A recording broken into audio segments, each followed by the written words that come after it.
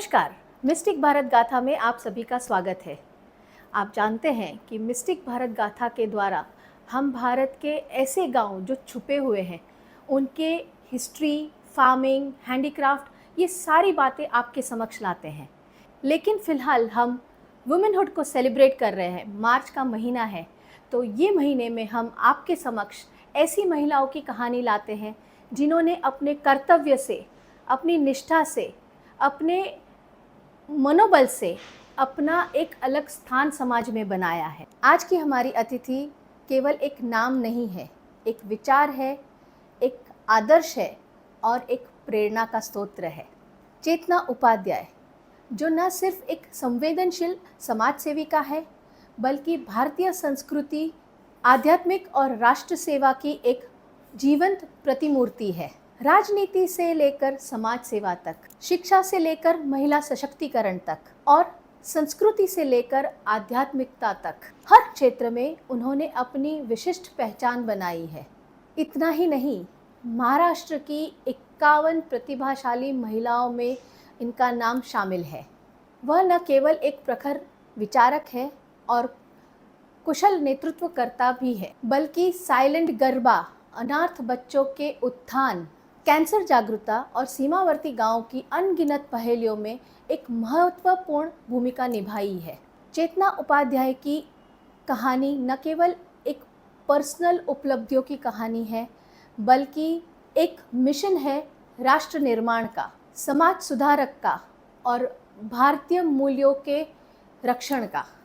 तो दोस्तों, आइए आज मिस्टिक भारत गाथा में उनके सफ़र के बारे में जानते हैं, उनकी उपलब्धियों के बारे में जानते हैं, उनके संघर्ष के बारे में जानते हैं। तो बने रहिए मिस्टिक भारत गाथा के साथ। चेतना जी, आपका स्वागत है मिस्टिक भारत गाथा में। धन्यवाद प्रीति जी और दर्शकों, नमो नमः। इस अवसर हेतु मैं प्रीति बहन का आभार व्यक्त करती हूँ। धन्यवाद, आप हमारे लिए वक्त निकाला इतने आपके बिजी स्केड्यूल से, इसके लिए हम भी आपके बहुत बहुत आभारी हैं। चेतना जी, सबसे पहला सवाल मेरे मन में जो आ रहा है वो आपकी माताजी के लिए है। आपकी माताजी की जो जर्नी रही है वो काफ़ी प्रभावशाली रही है और उसका आपके जीवन में स्पेसिफिकली बहुत गहरा प्रभाव पड़ा है। तो उनकी ये जर्नी में से कुछ ऐसी चीज़ें जो हमारे दर्शकों को भी प्रेरणा दे सके, क्या हमारे दर्शकों के साथ आप साझा करना चाहेंगी? जी ज़रूर। मैं बताना चाहूँगी, मेरी माता छोटे से गांव में उनका जन्म हुआ था। जीवन के उनके जन्म के 3 साल बाद में ही उनकी माता का स्वर्गवास हो गया था। बाल्यकाल से ही अभाव में उनका जीवन शुरू हुआ। उनके पिता श्री प्रकांड ज्योतिष शास्त्र में पंडित थे। तो उनको आत्मदर्शन और जीवन दर्शन और आध्यात्मिक प्रेरणा, संस्कार उनको पिताजी की ओर से मिले थे। उनकी पढ़ाई 3री कक्षा तक ही हुई थी। पर ममता और वात्सल्य और संस्कारों में मेरी माँ शीर्ष थी। अरे वाह, वो तो आप में भी दिखता है। धन्यवाद। मेरी माता का शिक्षण सीमित था, पर वो संस्कार और वात्सल्य में बहुत ही शीर्ष पर रही है हमेशा से।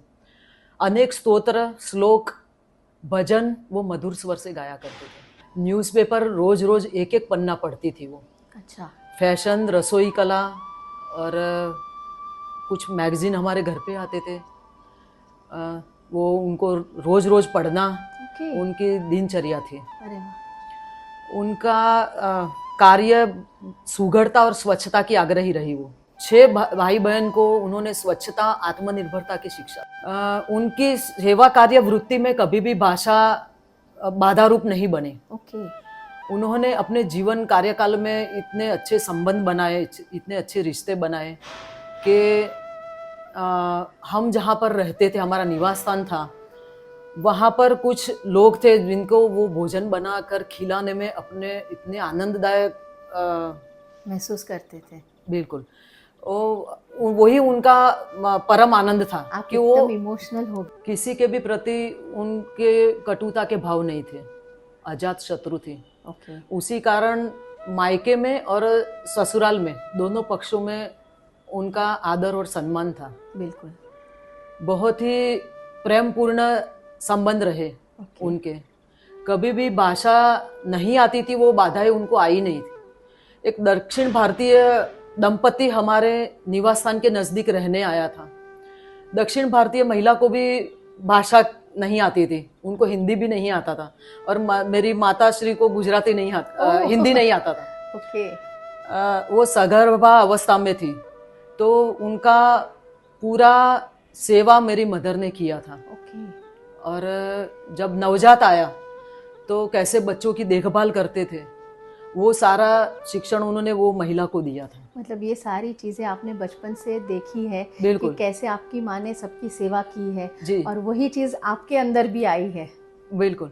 और ना ही उनको वहाँ तक सीमित रहा, पर उनको सब गुजराती रीत रिवाज भी उन्होंने उनको सिखाया था। अच्छा।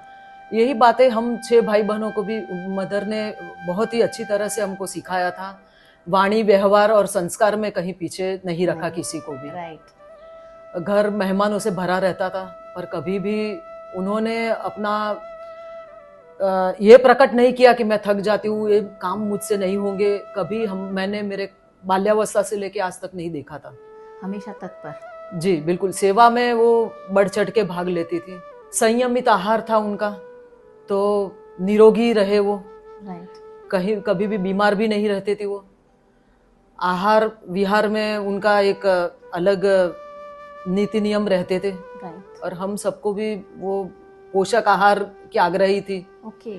और हमेशा अपने कामों में या रिश्तों में स्नेहपूर्ण जिया है उन्होंने। राइट। समय के बढ़ते परिवार का भी विस्तार बढ़ने लगा, राइट। तो बहुएं आई, उनके साथ भी उन्होंने समभावपूर्ण स्नेहपूर्ण व्यवहार रखा। ओके। अपने मन के दुख कभी प्रकट नहीं किए। ये बात तो एक्चुअली उस ज़माने के लोगों की माननी पड़ेगी। मतलब उनको चाहे कुछ भी हो जाए, वो अपनी चीज़ें दुख अंदर रख के हमेशा दूसरों को खुश करते थे। बिल्कुल। और सभी को एक साथ लेके चलती थी। उनकी नई माँ थी, मेरे तीनों मामा उनके अंतिम समय तक मेरे मामा के साथ उनके इतने अच्छे संबंध थे कि वो हर 10 दिन 15 दिन में मुझे मेरी मम्मी के साथ बने रहते थे संपर्क में। Okay. फ़ोन करके पूछते थे उनकी कुशल क्षेम। तो ये बहुत बड़ी बात है कि कैसे संबंध संभाले जाते हैं, वो शिक्षा उनसे मिली। सेवा भाव का भी उन्हीं से मैंने सीखा। ज़रूरतमंद को कभी बोलना नहीं पड़ता था, वो अपने आप में समझ जाती थी कि इनको क्या ज़रूरत थी, और अपने क्षमता के अनुसार उनको मदद करती थी वो। उनके जीवन के 90 साल उन्होंने बहुत अच्छी तरह से बिताए। अस्थि भंग के कारण अंत में उन्हें कुछ समय बिस्तर पे रहना पड़ा, तब भी वो निराश नहीं हुए थे, स्ट्रांग रहे। और उनको अच्छा नहीं लगता था कि हम उनकी सेवा करें। वो बार बार हमको हाथ जोड़ रहे थे कि एक ऐसा समय आया कि आपकी मैं मदद लेनी पड़ती है, मुझे सेवा लेनी पड़ती है। पर ये अपने बच्चों के साथ भी ये भाव उनका रहा अंत तक कि मेरी सेवा क्यों करते हैं, क्यों ऐसा समय आया। तो ये उनके कि मैं खुद ही करूं, मेरा काम स्वयं मुझे ही करना चाहिए। ऐसा करने वाली माँ को जब मैं बिस्तर पे देखती थी तो बहुत द्रवित हो जाती थी, दुखी हो जाती थी मैं। अंत में 4 दिन अचेत अवस्था में रही, और एक दिन मुझे अनाथ करके चली गई। अपने अमूल्य संस्कार और उनका सेवा भाव जो हम में दौड़ रहा है, वो आपके अंदर उनकी छवि छोड़ के गई। जी बिल्कुल।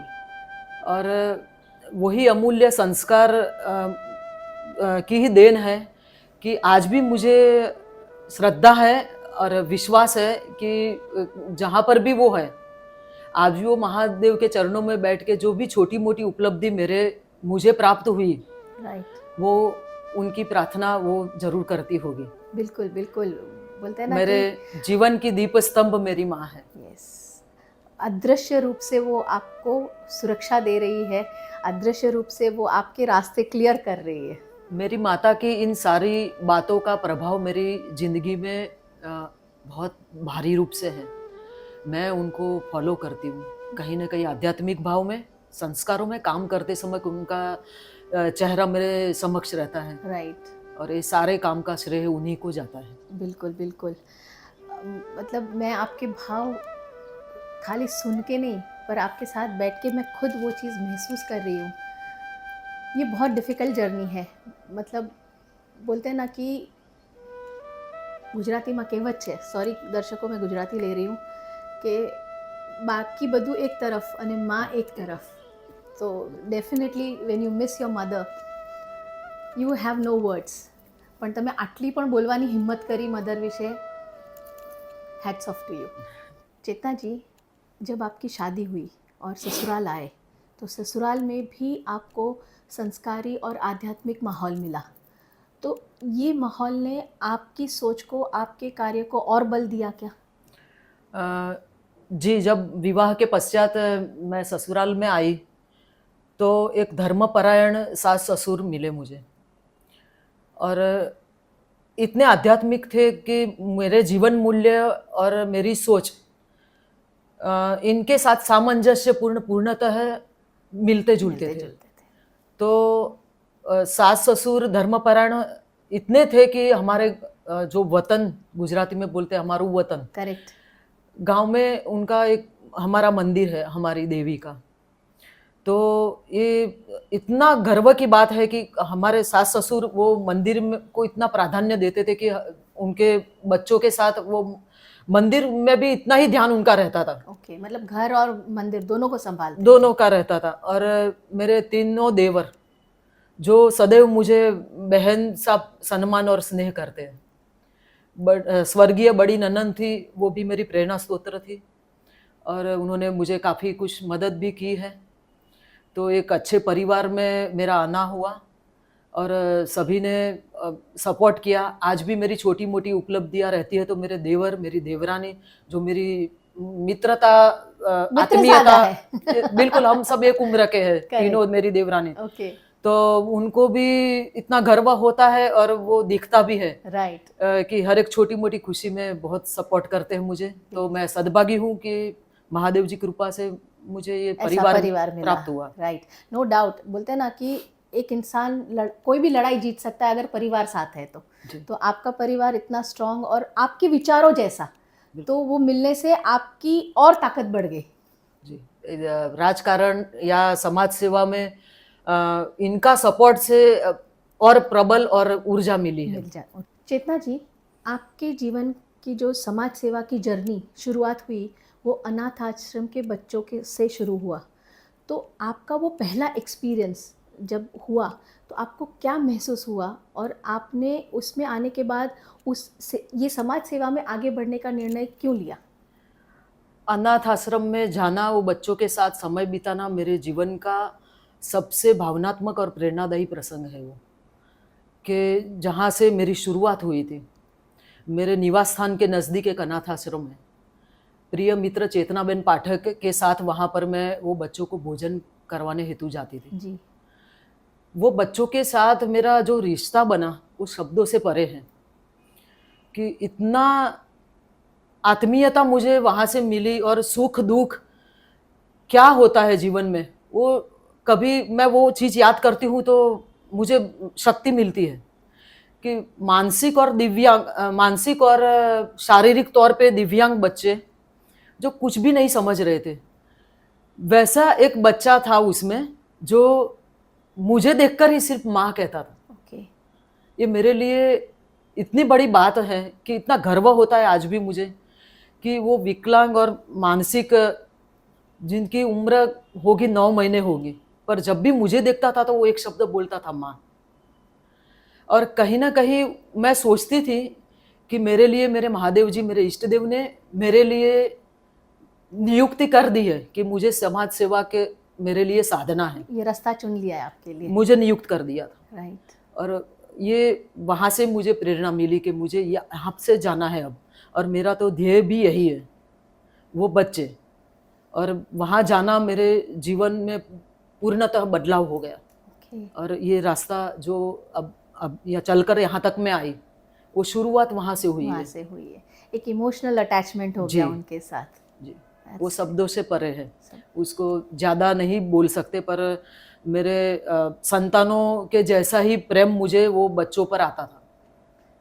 वो कहीं ना कहीं आपके ऑरा को रीड कर पाते थे, क्योंकि जनरली कैसा होता है, बच्चे ना भगवान का रूप मानते हम, जी और बच्चे उन्हीं के साथ प्यार करते हैं जहाँ उन्हें प्यार मिलता है, या उनको वो चीज़ दिखती है कि इसमें ममत्व है, और ये चीज़ तो आपको आपकी माता जी से बखूबी मिली है। हाँ, तो ये सब मैं समानता देखती थी कि जी। मेरी माता कहीं ना कहीं मेरे में है, राइट। उनका स्वभाव मेरे में आया है, तब जाकर मुझे वो अनाथ बच्चों से इतना प्यार कैसे आ गया। राइट। बहुत बार मैं सोचती हूँ, बहुत समय निकाल के सोचा, तो ये नियुक्ति वहां से हुई है मेरी, ये Right. रास्ते पे चलने। एंड उसी ने आपको डेस्टिनी दिया है कि आपको जी। समाज सेवा करनी है। चेतना जी, आपने साइलेंट गरबा ऑर्गेनाइज किया था, जो एक बहुत यूनिक सोच है, अलग सोच है। तो ये सोच आपको कहाँ से मिली और इसका समाज पे क्या प्रभाव पड़ा? साइलेंट गरबा का विचार हमें अनुष्का शर्मा के ब्रेकअप सॉन्ग से आया था। ओके। कुछ डेसिबल तक आवाज मनुष्यों को और नवजात अस्पतालों के मरीज के लिए हानिकारक असुविधाकर होती है। हमारे ऋषि मुनियों ने भी इसका आह्वान किया है, या देवी सर्वभूतेषु शांति रूपेण संस्थितम, तो शांति को उन्होंने देवी रूप स्वरूपा समझा है। ध्वनि प्रदूषण को रोकने के लिए भी ये हमने सोचा था, ओके। और एक सांस्कृतिक जो हमारा गरबा है उसके साथ जोड़ने का ये प्रयास था। और ये जो प्रयोग हमने बहुत बार किया, कोरोना तक करते रहे थे, ओके।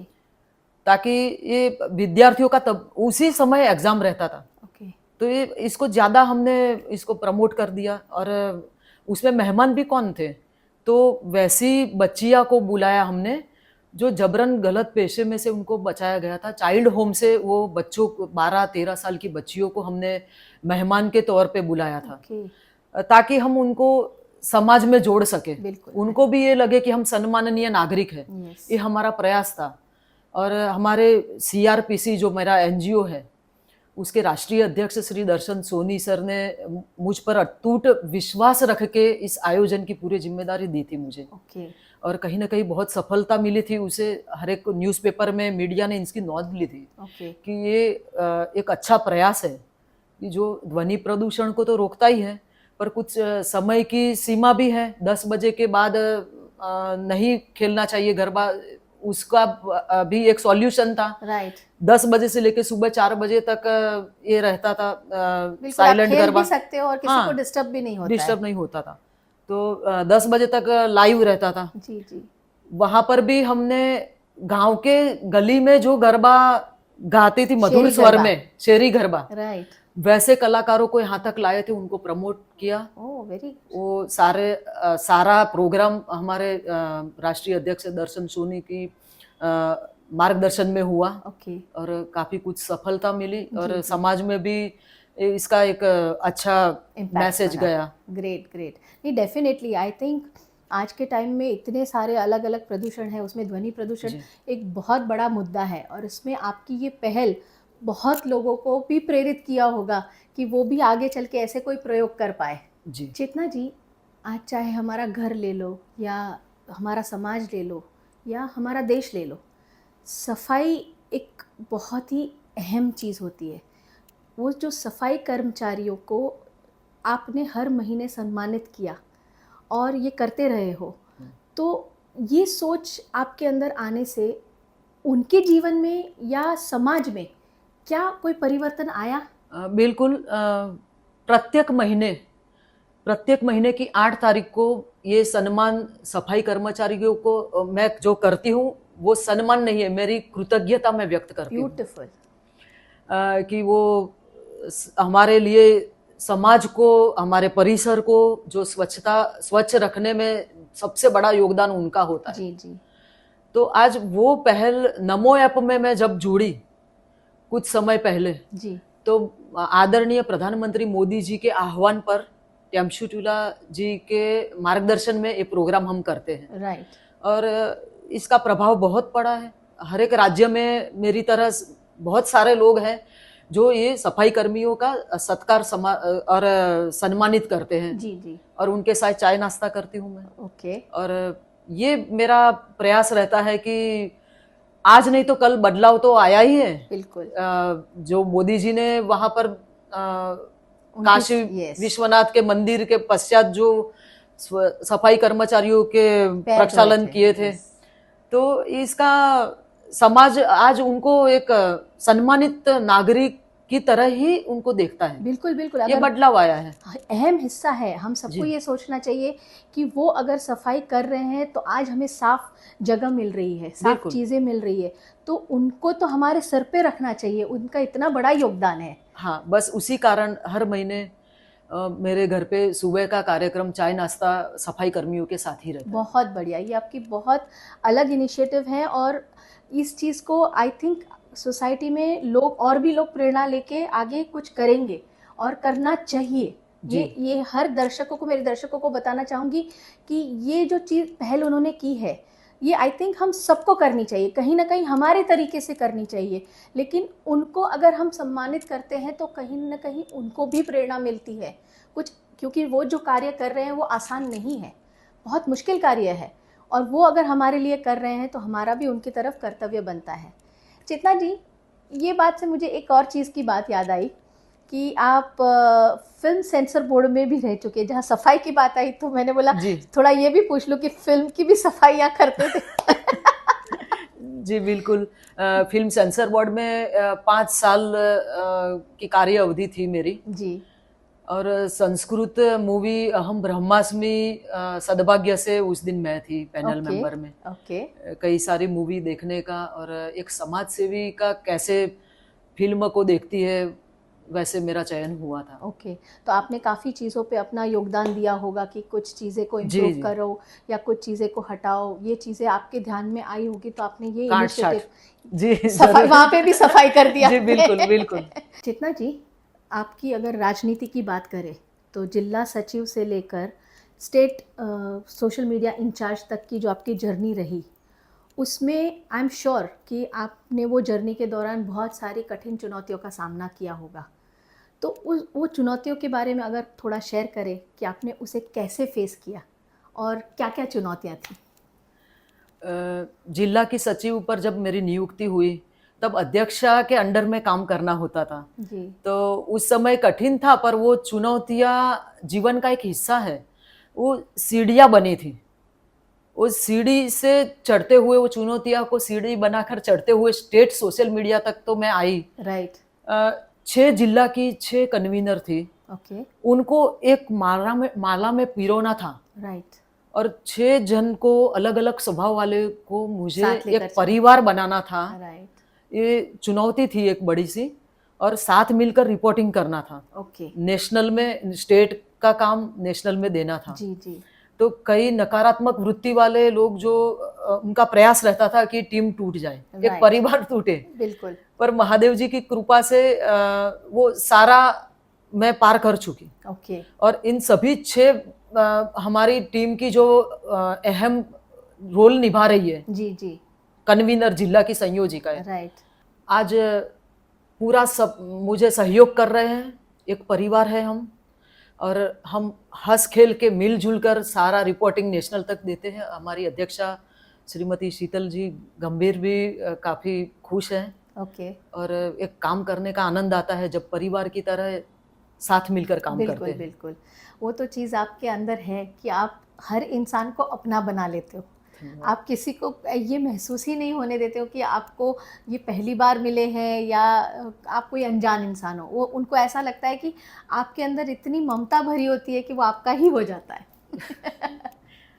जरूरी है नेतृत्व के लिए, ये बात जरूरी है कि आप उनको डांटो पर फिर स्नेहपूर्ण व्यवहार करके उनको काम पे में पिरो। चेतना जी, हाल ही में प्रधानमंत्री नरेंद्र मोदी जी और अमित शाह जी के साथ आपकी मुलाकात हुई, तो उस बैठक में सबसे यादगार पल आपका कौन सा था?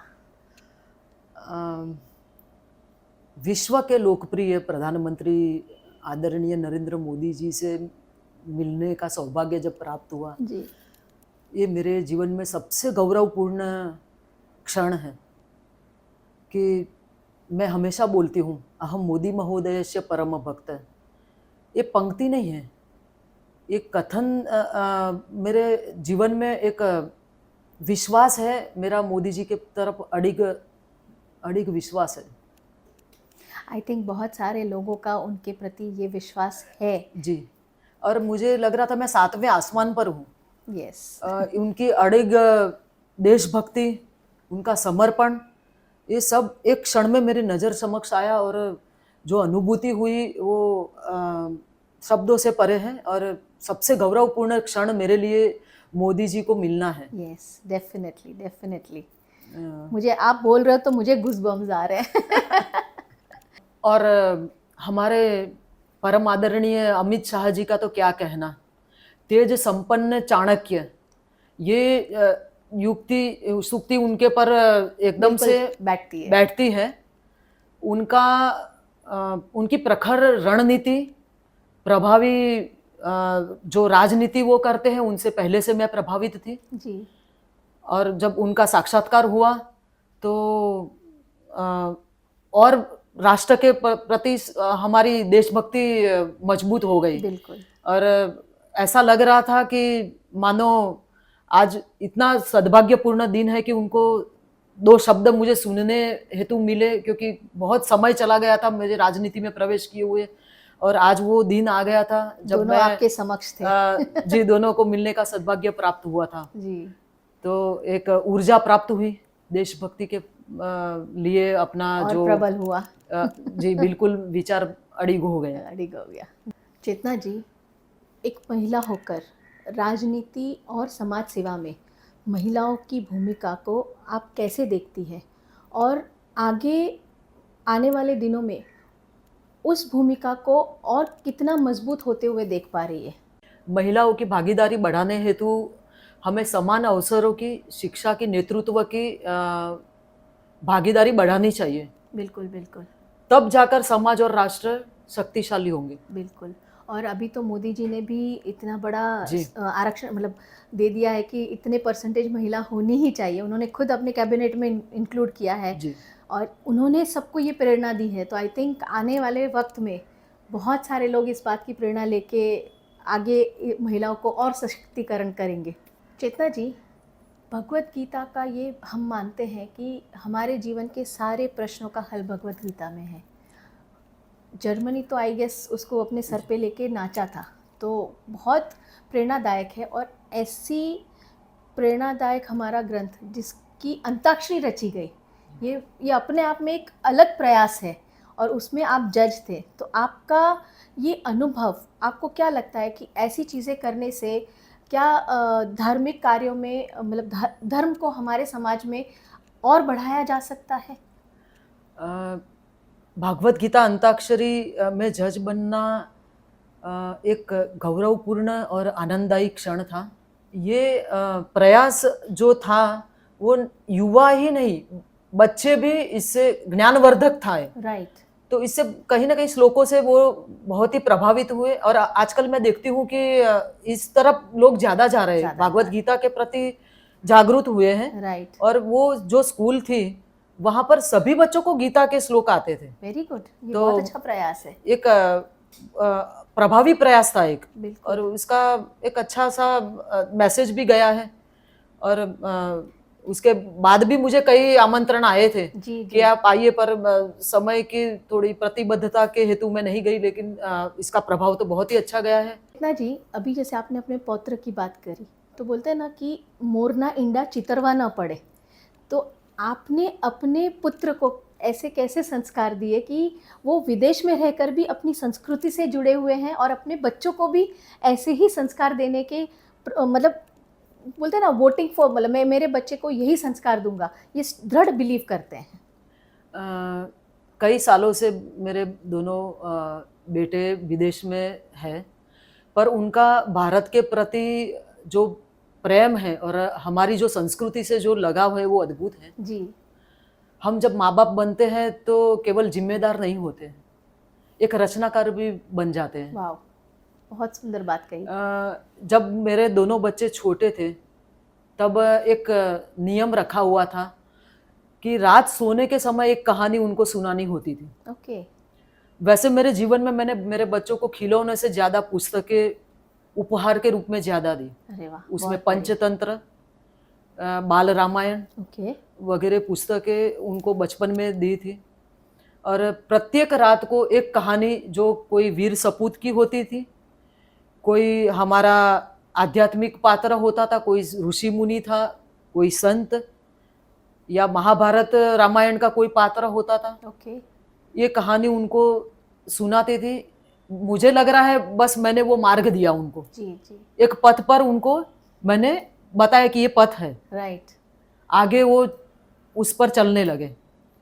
और जब मेरा पौत्र जो 8 साल का है और कनाडा में रहते हैं, वो प्रत्येक रविवार को वो चिन्मया मिशन में जाता है। वाह। कितने सारे ऋषि मुनियों का नाम बोलता है वो भी, कितने सारे श्लोक भी स्पष्ट बोलता है। राइट। ये सारा श्रेय मेरी पुत्र वधू और पूजा को जाता है, क्योंकि वो अपने व्यस्त शेड्यूल में से भी समय निकाल कर उनको लेके जाती है। जी बेटा तो है ही आध्यात्मिक, बिल्कुल। पर ये चेतना जी, एक गुजराती में कहावत है, कुआमा होय तो हवाडामा आवे, राइट। तो कहीं ना कहीं मैं ये मानती हूँ कि आपके अंदर वो चीज़ें हैं जिसकी वजह से आपने वही चीज़ें आपके बच्चों को पास ऑन की और आपके बच्चों ने उनके बच्चों को पास ऑन कर रहे हैं। जी सो ये बहुत सुंदर सी जर्नी है। और मुझे लगता है कि इन्होंने बहुत सही बात बताई कि एक रचनाकार है, खाली मतलब माता पिता की जिम्मेदारी नहीं होती, बट वो रचनाकार भी होते हैं। तो ये आपने बहुत खूबसूरत बात कही और ये मेरे दर्शक मित्रों भी आपके साथ बिल्कुल सहमत रहेंगे। जी प्रीति जी, इससे मेरे विश्वास और अटूट हो गया कि हमने जो बीज बोया है वो आगे चलकर वो बढ़ते ही रहता है, बड़ा वृक्ष होता है। कुछ समय पहले कनाडा में धार्मिक स्थल पर खालिस्तानियों ने हमला किया था। उसकी सुरक्षा हेतु मेरा बेटा सबसे आगे था, वो नेतृत्व में उनका बड़ा योगदान रहा। ये मेरे लिए गौरवपूर्ण के साथ आशीर्वाद भरा पल था। बिल्कुल। मैं गर्वान्वित माँ हूँ कि उन्होंने इस में बढ़ चढ़ के अपना योगदान दिया था। जी। और मेरे खजाने का सबसे अनमोल रत्न मेरा बेटा है। बिल्कुल।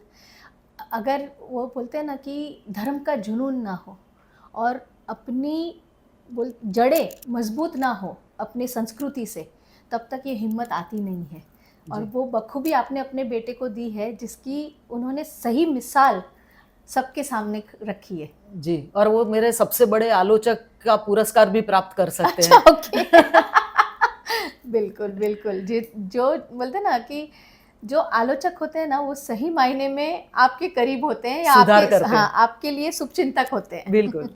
चेतना जी, भविष्य में राजनीति और समाज सेवा को लेकर आपकी आने वाले दिनों में क्या योजनाएं हैं? भविष्य में समाज सेवा प्राथमिकता रहेगी मेरी। ओके। अगर हम राजनीति को उसका माध्यम बनाते हैं तो उसका अच्छा एक रिजल्ट आता है। बिल्कुल। अगर हम वो भाव से राजनीति कर रहे हैं, वैसे भी हम हमारा पर से ध्यान हटाकर अन्य पर जब सोचते हैं तो वो समाज सेवा होती है, पर उसका माध्यम कहीं ना कहीं राजनीति है। बिल्कुल बिल्कुल। तो प्राथमिकता वही रहेगी। बल मिलता है वहां से। बिल्कुल, महिला सशक्तिकरण और आरोग्य के ऊपर मैं विशेष ध्यान दूंगी। ओके। और आगे चलकर वही योजनाओं पर मैं काम करना चाहती हूँ। Great great. सो आपने अभी से अपना पूरा, बोलते हैं ना कि आगे क्या क्या करना है, वो सब तय करके रखा है और उसी के हिसाब से आप चल रहे हैं। जी, सपने बड़े देखो। Wish you all the best कि आप इसमें बहुत ऊपर तक जाए और आपकी सारी इच्छाएं पूरी हो, बिकॉज कहीं ना कहीं जब आप लोगों के लिए करते हैं तो इससे बोलते हैं ना कि ईश्वर भी राजी होते हैं। जी, सच कहा। चेतना जी, आप अष्टविनायक मित्र मंडल की ऐसी सदस्य हैं जो हमेशा आगे बढ़ चढ़कर कार्य करती हैं और महाराष्ट्र में गणेश उत्सव को बहुत ज़ोरों उल्लास से मनाया जाता है। तो हमारे यहाँ काफ़ी लाइक ऐसे टाइम 2-2 बार आते हैं जहाँ पर गणेश विसर्जन होता है या भंडारे होते हैं, रेगुलर बेसिस पे भंडारे होते हैं। तो आपका ये सब करते हुए क्या एक्सपीरियंस रहा है? कई सालों से मैं अष्टविनायक मित्र मंडल की सक्रिय सदस्यता के रूप में काम करती हूँ। साल के जितने भी त्योहार आते हैं, जितने भी देशभक्तों की पुण्यतिथि उनकी जन्म जयंती, वो सारे उत्सव हम बड़े धूमधाम से मनाते हैं। ओके। उसमें गणेश विसर्जन में करीब उसमें 1100 किलो से भी अधिक प्रसाद का वितरण हम गणेश विसर्जन में करते हैं। ओके। नवरात्रि में भी भंडारा का आयोजन करते हैं, अनेक लोग उसका लाभ लेते हैं। नवरात्रि केवल उत्सव तो है ही है, पर वो एक ऐसा 9 दिन रहते हैं हमारे लिए कि उस 9 दिन में हल्दी कुमकुम रहता है, रक्तदान शिविर रहती है, ओके। वरिष्ठों का सत्कार रहता है, हेल्थ चेकअप कैंप रहते हैं। तो ये उत्सव भी रहता है रात्रि में, और दिन में ये सारे प्रोग्राम होते हैं। ये पूरा संचालन बालकृष्ण नायर जी के नेतृत्व में होता है। ओके। और पूरी टीम उनके मार्गदर्शन में एक परिवार की तरह इतना अच्छा काम करती है कि ईश्वर सेवा का इसमें हमको एक आत्मा संतुष्टि मिलती है। अन्नदान महादान वगैरह जो हम सुनते हैं जी। वो वहां पर मुझे तब वो अनुभूति होती है कि ये जो हम भंडारा करते हैं और इतने लोग उसका लाभ भी लेते हैं, तो एक अच्छी अनुभूति होती है और काम करने का इतना अच्छा सद्भाग्य मिलता है। तो एक आनंददायक अनुभव रहता है। बिल्कुल। संतुष्टि काम करने की मुझे इसी वक्त मिलती है, प्रेरणा मिलती है। बिल्कुल। Great great. गणपति बाप्पा मोरया। चेतना जी, हमारे श्रोताओं में खासकर युवा पीढ़ी को आप क्या संदेश देना चाहते हो? युवाओं को मैं संदेशा देना चाहूँगी, लक्ष्य बड़ा रखो, सपने बड़े देखो, उसे सफल करने हेतु कठिन परिश्रम करो, क्योंकि आज का संकल्प कल का भविष्य है। ब्यूटीफुल। और परिश्रम के बिना कुछ मिलता नहीं है। कुछ नहीं मिलता। तो अब बिकॉज हम ये महिला दिवस के संदर्भ में कर रहे हैं और वुमेनहुड को सेलिब्रेट कर रहे हैं, तो हमारी महिलाओं के लिए भी अगर आपको कुछ खास संदेश देना हो उनके सशक्तिकरण में, या वो कैसे आगे आ सकती है, बिकॉज आई एम श्योर ऐसी कितनी महिलाएं हैं जिनको लाइफ में बहुत कुछ करना है लेकिन वो कर नहीं पाती, वो कहीं ना कहीं सोच में रह जाती है कि क्या मैं कर पाऊंगी, तो उनके लिए आप क्या संदेश देना चाहोगे? मुझे देखने वाली माताएं, बहनें और सभी महिलाओं को मैं ये बताना चाहूँगी कि हमारा सामर्थ्य अनंत है। बिल्कुल। उसका बोध कीजिए। हमारे में जो शक्तियाँ हैं वो और कोई किसी में नहीं है। जो हम कर सकते हैं वो और नहीं कर सकते हैं। बिन जरूरी कंपैरिजन ना करें। बिल्कुल। आप जिजाऊ बन जाइए, छत्रपति शिवाजी आ जाएंगे। आप प्रभावती बोस बन जाइए, सुभाष चंद्र बोस आ जाएंगे। आप विद्यावती कौर बन जाए, भगत सिंह आ जाएंगे। आप जयवंता बाई बन जाइए, महाराणा प्रताप आ जाएंगे। हम हमारे स्वयं का बोध नहीं करते हैं। हमारा मन अनंत सामर्थ्य का हमें बोध करना चाहिए। आपसे मेरी यही आकांक्षा है, यही अपेक्षा है कि आप समाज को उन्नत करेंगे, राष्ट्र को उन्नत करेंगे, क्योंकि हमारे प्रधानमंत्री मोदी जी ने कई सुधार किए हैं। विश्व गुरु बनने की राह पर हम हैं, तो हम हमारा बढ़ चढ़ के हम हमारा योगदान देंगे। बिल्कुल। बस यही छोटे मुंह बड़ी बात। नहीं, बिल्कुल चेतना जी, आपने अपना कीमती वक्त निकाला, हमारे साथ जुड़े और आपके जीवन की ऐसी ऐसी अनकही बातें हमारे साथ शेयर की कि जिससे ना केवल हम बल्कि आई एम श्योर मेरे दर्शक मित्र भी आपसे इतने ही प्रभावित हुए होंगे, और आपकी कई सारी बातें वो आपसे बिल्कुल कनेक्ट कर रहे होंगे। तो हमारे साथ जुड़ने के लिए आपका बहुत बहुत धन्यवाद, और आगे भी हम आपको इस मंच पर बुलाते रहेंगे। बिल्कुल। मेरे प्रिय दर्शकों को मैं बताना चाहूँगी कि जिसने अभी मेरी जीवन यात्रा आपके समक्ष सवालों से साझा की, ऐसे ऐसे सवाल पूछे, कहीं पर मैं ठंडी हो गई, कहीं पे ऊर्जा दिखी आपको, वैसी बहुमुखी प्रतिभा युक्त वैसी प्रीति जी अनेक क्षेत्र में अपना प्रभाव और अपना वर्चस्व बना चुकी है।